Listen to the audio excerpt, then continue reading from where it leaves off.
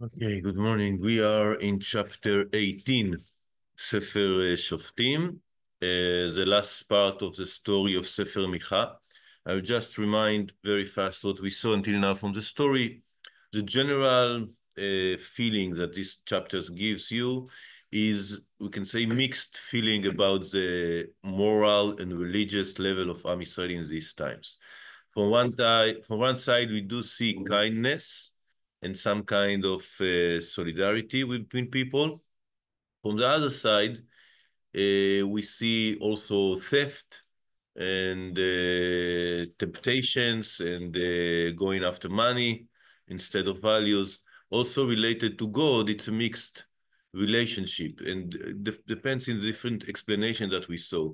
So we see clearly the psalim, meaning idolatry from one side. From the other side, the name of God is always returned and repeated many, many times during these chapters. And we explain that so according to Chachamim, there are different opinions. When it's mentioned here, the word Elohim, which means God from one side, but can mean other gods, Elohim Acherim.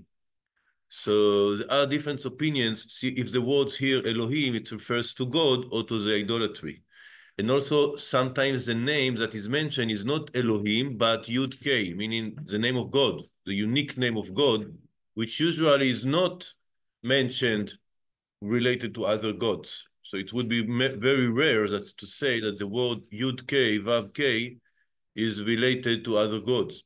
So I follow generally in this explanation the opinion of Rabbi Eliezer in the Talmud that says that each time it says the word Elohim, it's idolatry, and each time it says the word Yud K, it's the name of God, the real God. So we can see there are there are confusion about that. They are, from one side, they are related to the real God, from the other side to the idolatry, and it's always mixed. We also saw what the Kuzari said, that even when it says related to other gods, it's not necessary that they didn't believe in God, but they needed means, meaning ways to arrive to God. The same, something similar to what we said about Chet HaEgel, the sin of the golden calf. They need other means. It's very hard to serve abstract God without body, without images. So we are doing something that it's instead of God. It's also prohibited. It's not allowed to make any kind of image of God, but it's not like not believing in God. It's different level of idolatry. It's bad, but it's not profaning the first commandment of Anochi Hashem Elokecha. It's the second one who says, "Lo yeh lecha Elohim, lo ta'aseh lecha pesel v'chol tmuna." Meaning you cannot do a pesel, some kind of idol that would represent God or represent powers under God, meaning under the rule of God, the dominion of God, there may be other powers. So you cannot do that. You cannot make images of powers that are beneath God, right? In the order of hierarchy of the spiritual entities, right? So we saw mixed behavior. From one side, faith, from the other side, idolatry together. And in this mix, now we suddenly had a story of Shevet Dan, and Shevet Dan was related to idolatry in some aspects. So in the desert, it says that Amalek attacked Shevet Dan. Why? Because Shevet Dan, plateau Anan, the clouds of glory left them outside the camp. Why? Because they had idolatry inside them. And so they have this tendency. From the other side, we saw that it also Shimshon came from them, who was prophet to Hashem, who was server of Hashem. So again, we have mixed treatment or mixed feeling that Shevet Dan gives you. We also saw that Shevet Dan is supposed to be where today is Tel Aviv, Gush Dan. All this zone is the inheritance of Shevet Dan, but they could never take it. So they lived a little bit more to the west, to the east, what is called Shfela, in cities that were mixed between Shevet Yehuda and Shevet Dan. Shevet Yehuda and Shevet Dan live together in cities like Tzoa, Eshtaol, We saw, for example, Shimshon, that we said also that his mother from Yehuda and his father from Dan. So there were in these cities of Tzoa and Eshtaol that were mixed cities between Dan and Yehuda, and they couldn't take their real inheritance that was in the coast. Why? Maybe they were lazy. Maybe they didn't have the power, and the other tribes weren't with them. So again, the problem of lack of union inside Am Israel. So now they're looking for solution in the far north. Far north, more north than the Kinneret. It's where it's Agam Achula. I don't know if you know the map of Israel, but it's very north. And there are two opinions. One opinion, Abarbanel said it's outside the borders of the land of Israel. And no, yeah, so that's what about. So it's not very clear that he speaks about what we call the Hula, but he said it's a little bit northern and it's outside the border of the land of Israel, and others say it's inside the border of land of Israel. Now, in the Torah, there are some hints that Dan should have received two parts in the land of Israel. What hints? For example, when Moshe Rabbeinu blessed the tribe of Dan, before he died, he said, Dan gur aryeh yizanek mehabashan. Is a calf of lions that will jump from the Bashan. Where is the Bashan? The far north. Golan Heights. Golan Heights. So we see that Moshe Rabbeinu blessed them on the north. So even before they arrived to the land of Israel, they already had some kind of connection to the north. Now also the city that we are going to read about, Laish, here it's mentioned as Laish. In other places, it's called Leshem. Leshem is one of the stones of the Kohen Gadol, of the Choshen. And it said it's related to Shevet Dan. So the stone of the Choshen of Shevet Dan was called Leshem. And the Midrash said, Chachamim, Rashi said, it was found in this place. The special stone of Dan was from Laish, from the city of Laish. That's the reason it's called Leshem, because of the stone, or the other way. Anyway, we see that it has some kind of essential connection to the part of the north. So Shevet Dan belongs to two sides, to the extreme north and to the center. We can say in some ways, Shevet Dan is the biggest challenge and it's the biggest potential. It can unite all the land of Israel. It can unite Am Israel. He was the last. Shevet Yehuda was the first in the desert. So when they walked in the desert, Shevet Yehuda was the first. Shevet Dan me'asef lekol ha'machanot. He's the last one. So between Shevet Dan and Shevet Yehuda was the closest and the farthest. We can include all of Israel. So let's now, this is also all the things that you already seen. Let's now continue with the story. So in those days, there was no king in Israel. Again, repeats this sentence. To tell you that, first of all, nobody helps each other. And second, everybody does what he wants. And there's no someone that will lead and will enforce order and law. So there's no kid, everybody do whatever he wants. And in those days, the tribe of Dan was seeking a territory in which to settle. On these words, it's based the theory that all this story was in the beginning of the times of Shoftim, not in the end. There are different opinions about that. This looks the best, the more logical, to say that all this story was in the beginning when they looked for a place to live. For to that day, no territory had fallen to their lot among the tribes of Israel. So they couldn't take their territory, and now they're looking for a solution. The Danites sent out 5 of their numbers. It says Mishpachtam, 5 of the families. From the clan, and so the translation changed the order of the word. Mishpachtam 5 anashim. From the family, they sent 5 people. So they say from their clan. So apparently the tribe of Dan was divided for 5 families, and each family sent one representative. Like Moshe Rabbeinu, when he sent the spies, each from one tribe. So he also each from one family, one clan, from each clan, sit at Tzorah and Eshtaol. Tzorah and Eshtaol, the same place where Shimshon lived. Like I said before, were cities mixed between Yehuda and Dan in the in the center, but a little bit to the east, between Jerusalem and Tel Aviv. Right, it's more or less the place, but a little bit to the south, to spy out the land and explore it. Spy and explore. Malbim explained when you're sending spies, there can be two purposes. One purpose, to see if this land is good, if it's worth to live in this land. Second is a military purpose, to see if you can take it or how you can take it, right? So that, for example, when Moshe Rabbeinu sent the spies in Parashat Shlach, he said to him, check the land, how it is, if the fruits are good, if the land is good. On the other side, also check, you should analyze if the people are strong, if the cities are with walls, etc. So you can, that two things. That's the reason he uses here the two words, לרגל את הארץ ולחוקרה. So you have to do, they sent with a mission to do two things, to see if it's a good land and if you can take it. Go, they told them, and explore the land. When they had advanced into the hill country of Ephraim, so from Dan they go through Ephraim to the north, they arrived to the hill country of Ephraim as far as the house of Micha. They stopped there for the night. So we see again that Micha was someone that was hosting guests. For money, not for money, it's not for clear, but he has this character of hospitality, of Avraham Avinu. So these people stayed in his house for the night. When in the vicinity of Micha's house, they recognized the speech of the young Levi. Remember, the Levi came from where?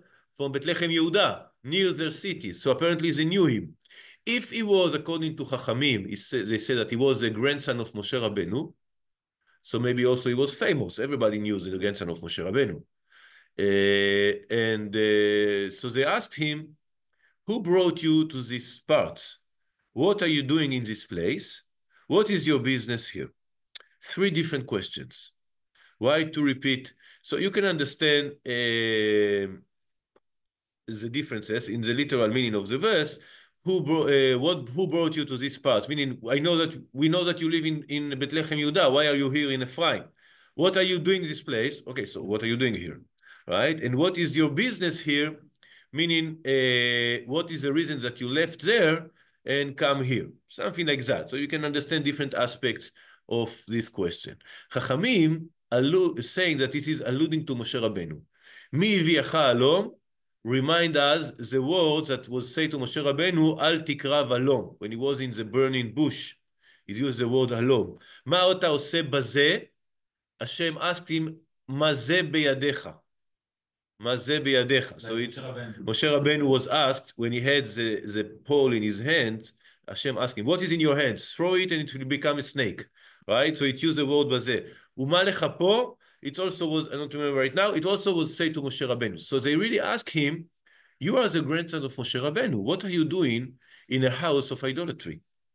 Why are you, how come that you are the Kohen, the priest of a Pesel, and you are the son of Moshe Rabbeinu, the grandson of Moshe Rabbeinu? So what he answered to them?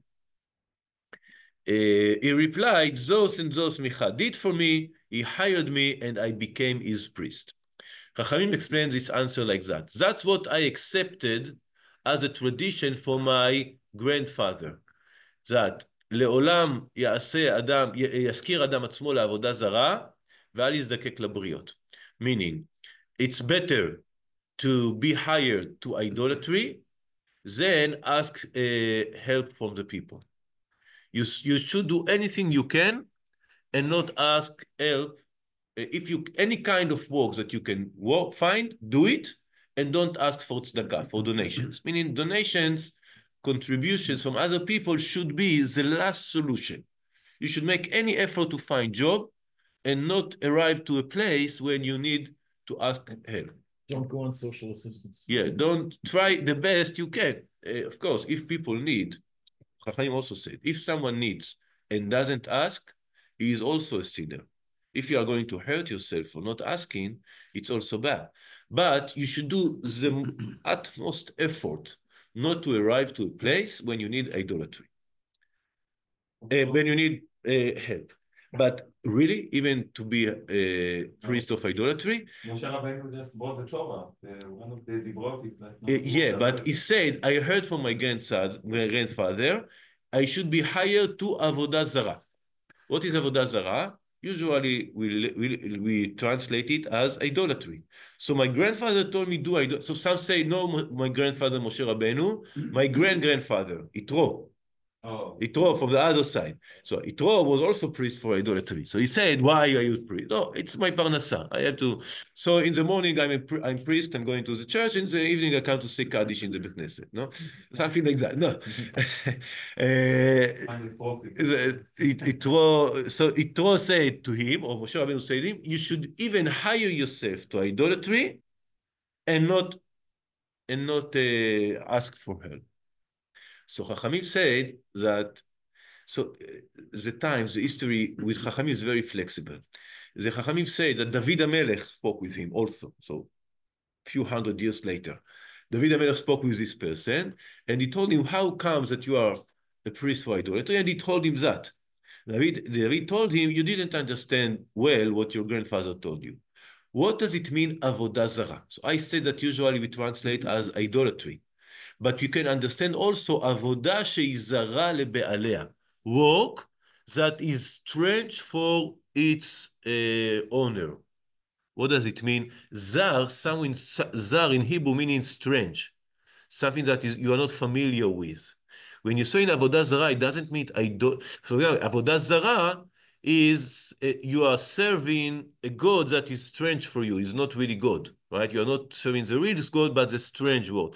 I'm not sure that the word strange here reflects really the meaning, but Zar is something that is not familiar to you, that is strange for you, that is. So what does it? What David HaMelech explained him that was Moshe Rabbeinu was saying, or what Yitro was saying to him was, you should do even a work that is strange for you, meaning it's not the right fit for you. It's not what it's your character, or your nature, or your tendencies. Do whatever kind of work you have to do, even though it's against your character, and don't ask for help. But idolatry, of course not.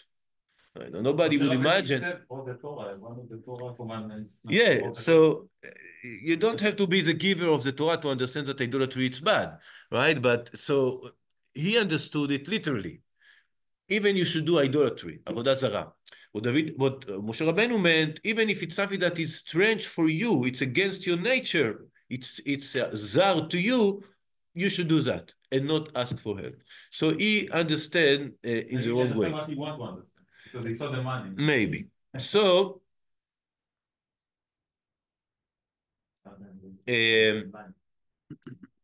what we can learn from that, first of all, the importance, and it's also said in Mishnah Masechet Avot, or if you are a teacher or a rabbi, you should be very careful of what you're saying and what you're teaching. Because if people understand it wrongly, it can be a big damage, right? Chachamim izaharu v'divrechem. The Mishnah Masechet Avot says, Chachamim, be careful with your words, right? Because when you're teaching in the wrong way, or when people can understand wrongly what you teach, it can cause a lot of damage. So this is one thing. But I think that this Levi is also represent, and we see in the story that he was a believer. He wasn't, I mean, he believed in God. He just did that for work. So,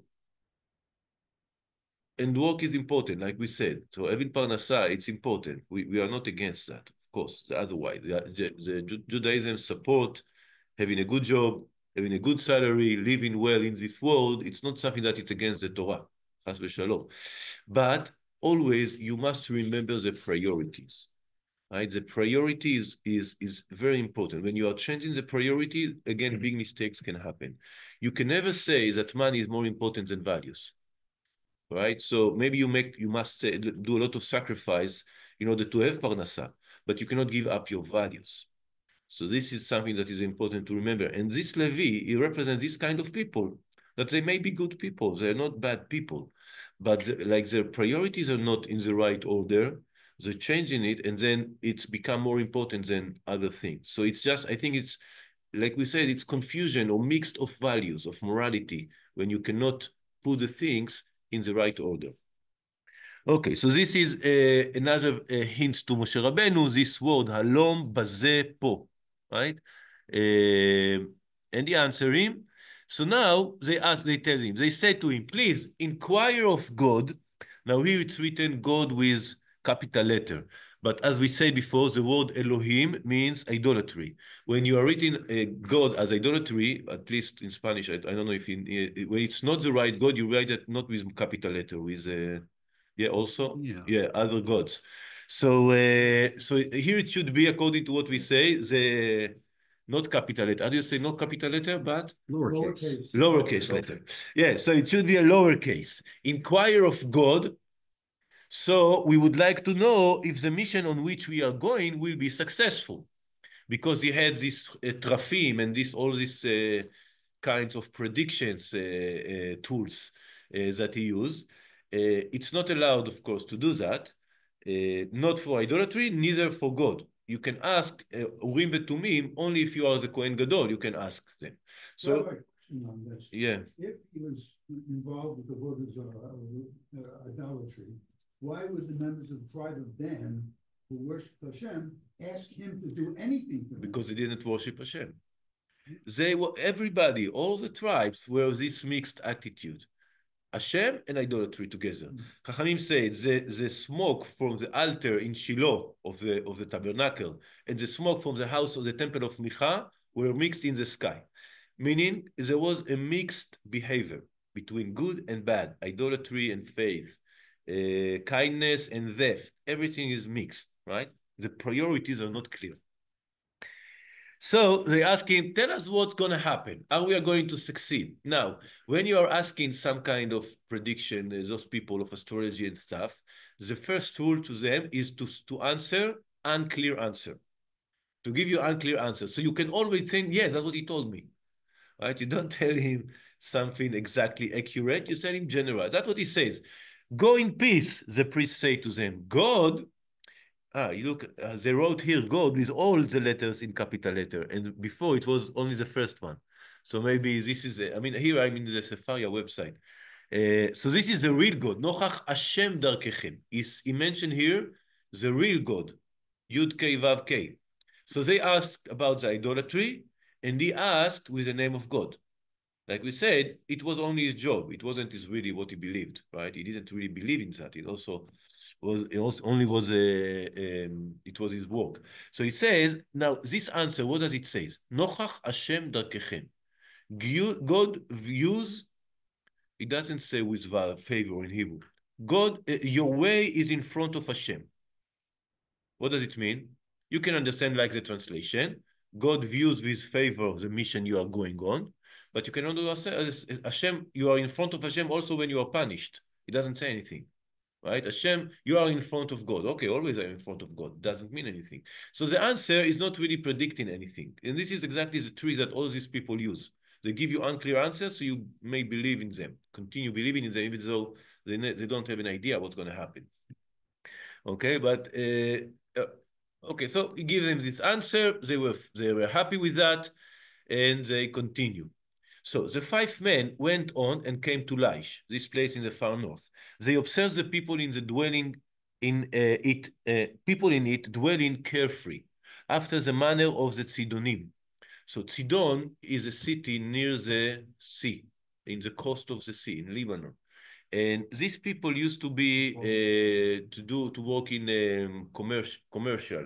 How do you say commerciants? People that work in commercial relationship, buying and selling, importing things from merchants, right? Merchants. So these people were merchants, not people of war. Usually, also in times of war, the merchants are safe because everybody needs them. You can see it's amazing today in the war in Ukraine, the Russian gas still pass through Ukraine to Europe. Everybody enjoying with the money, nobody they could have bombed it, right? So neither Russia, neither Ukraine, because when money speaks, everybody's in silence, right? So the merchants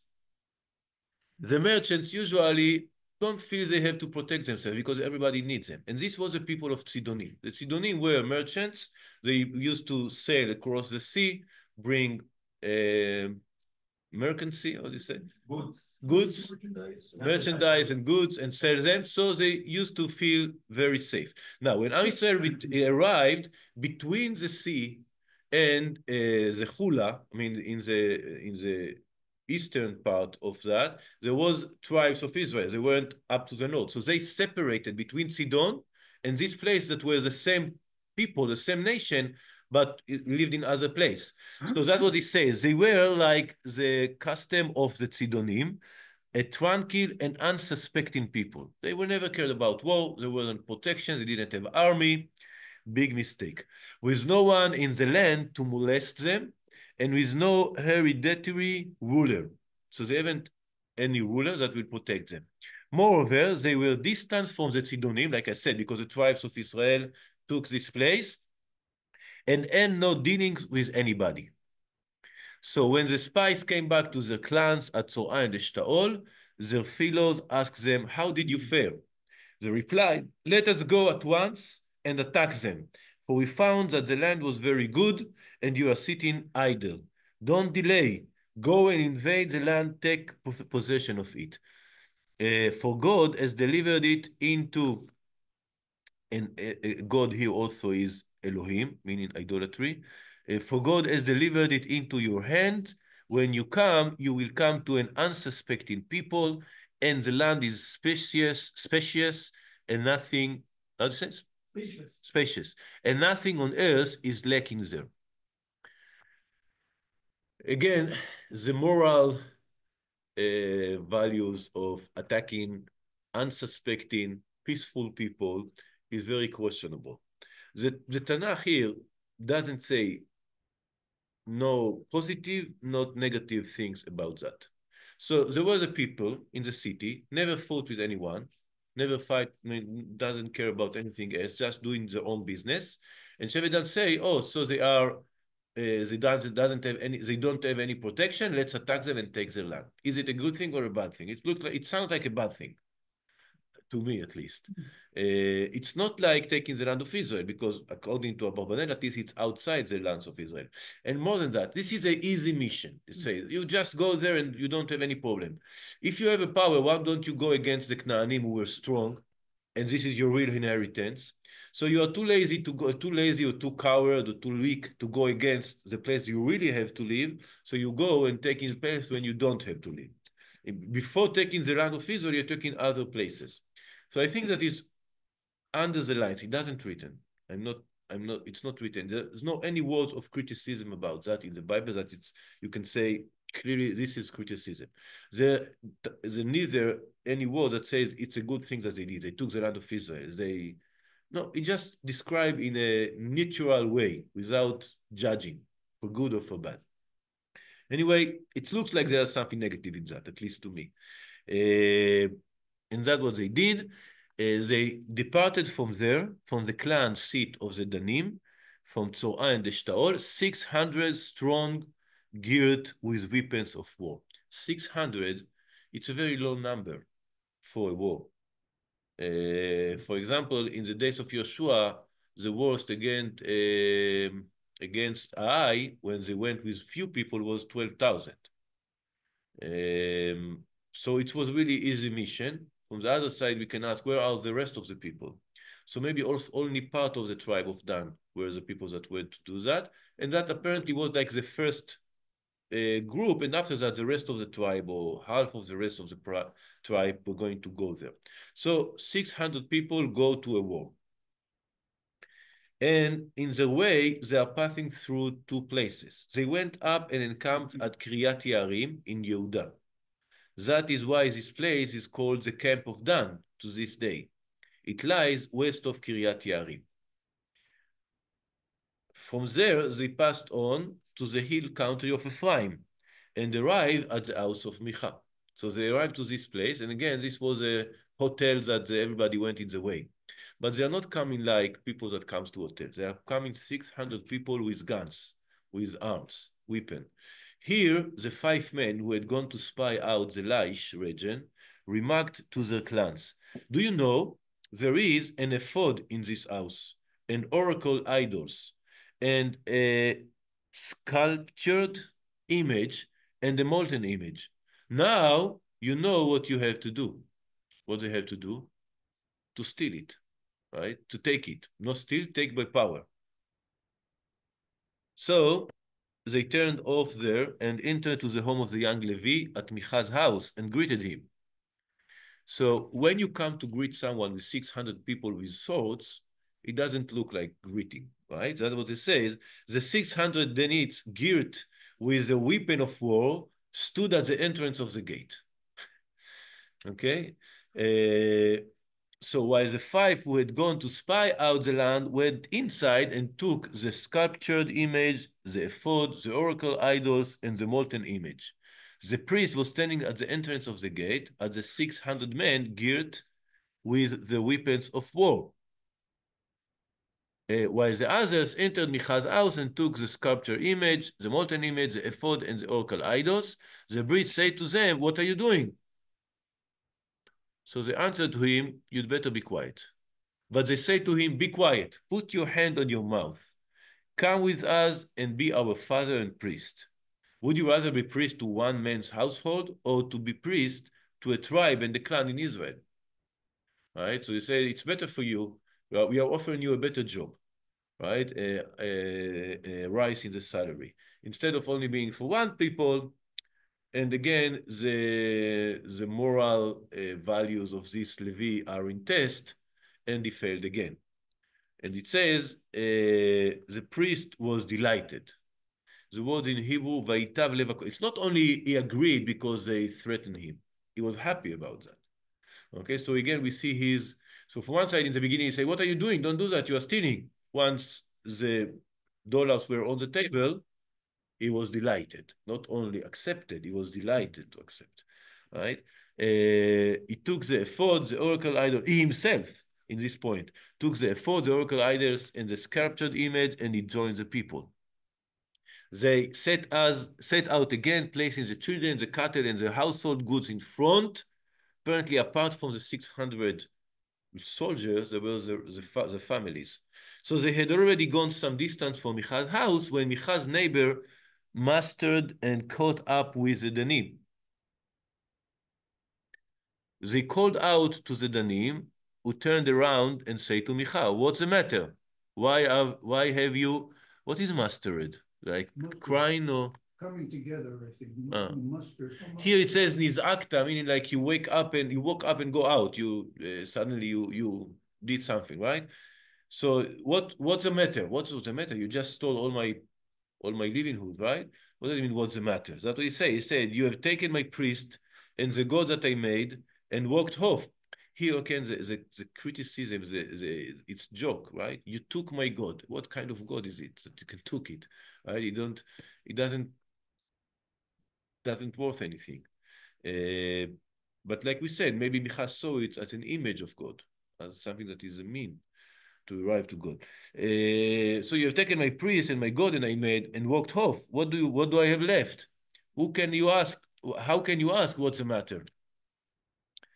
So again, the Shevet Dan weren't very nice to him. But the Dan replied, "Don't do any shouting at us, or some desperate party may attack you. Again, be quiet or you will die. And you and your family would lose your lives." So Micha, realizing that they were stronger than he, turned back and went home, and the Danim went on their ways. Actually, the order in the Hebrew verse is the other ways. First, they say the people of Dan continue walking, meaning they didn't even bother really speak with him. They told him, "Better be quiet and continue walking." And when he saw that he cannot do anything, he realized that he cannot do anything, he just returned to his home. So again, what we see here, this moral deterioration, right? The person who has the power, he decided he does whatever he wants. And this is also a result of what? There's no king, there's no leadership that lead you in the right way. So, taking the things of Micha, had made, the thing that Micha had made, and the priest he had acquired, they proceeded to Laish, a people tranquil and unsuspecting, and they put them to the sword and burned down the town. This looks very strange. You want to live there, why are you burning the town? So there are different explanations here. Some say they wanted to frighten the other people. Others say that they didn't burn the city, they burned the things in the city. And others say they just want remodeling, right? So start from the beginning. So they burned down the city. There was none to come to the rescue, for it was distant from Sidon, like we said, it's this is in the west, this is in the east, and they had no dealing with anyone. It lay in the valley of Bet Rehov. They rebuilt the town and settled there. Question, Rabbi. Yeah. If the people weren't suspecting and they were peaceful, why did they have to put them to the sword? Why did they have to kill them? They could have made them slaves, or they could have just said, "You're merchants, you work for us, go ahead and do what you have to do," but they killed them. I don't think that in that times, in wars, people really care about life. They just kill everybody. I mean, that's what people used to do in the war. But you are right. I think it's part of the deterioration of the values that they lost, right? We go for people, unarmed people, or people that are peaceful, killing everybody, burning the city, robbing the idolatry. I mean, all these things show you it's an introduction to the next story, which is even more horrible, the next story that we are going to see. And all of that is preparation for Sefer Shmuel. In Sefer Shmuel, we will see the correction of this situation by the kings, right? So it starts the times of the kings.